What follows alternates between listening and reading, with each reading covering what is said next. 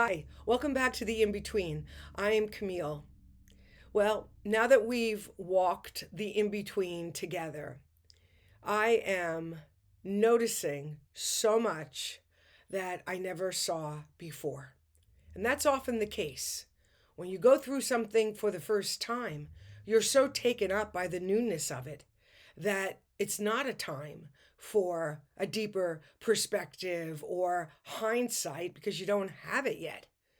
And when you're going through change, chaos, uncertainty, and ultimately transformation and self growth, you're just doing your best to keep yourself afloat, right? Like you're just trying to keep your head above water as you deal with being cracked open, with drifting and not knowing what the heck is going on. You know you're not who you were, but you have no idea who you're becoming.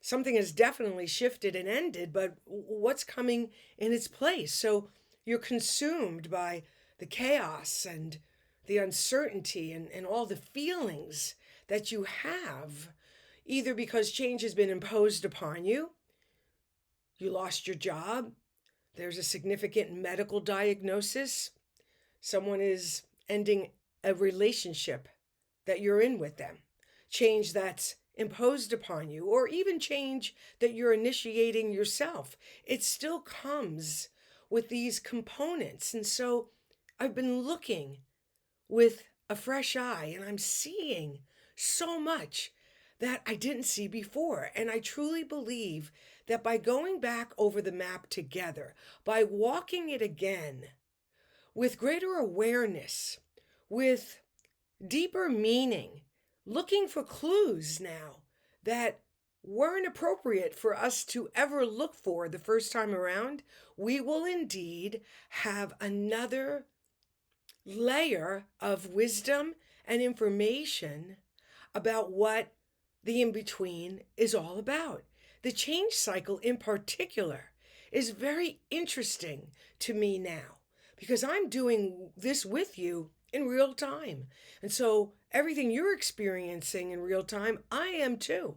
I've never worked with this content in this particular way. And I'm so fascinated by the depth and the complexity that it holds, all for our greater good, so that we can understand what change really is, so that we can navigate it with a greater sense of awareness, participation, and ultimately deeper meaning. Because as I say, the change cycle and the path of the in between is not anything you walk just once and, oh, I'm done with it now. No, you come back to the change cycle over and over and over again.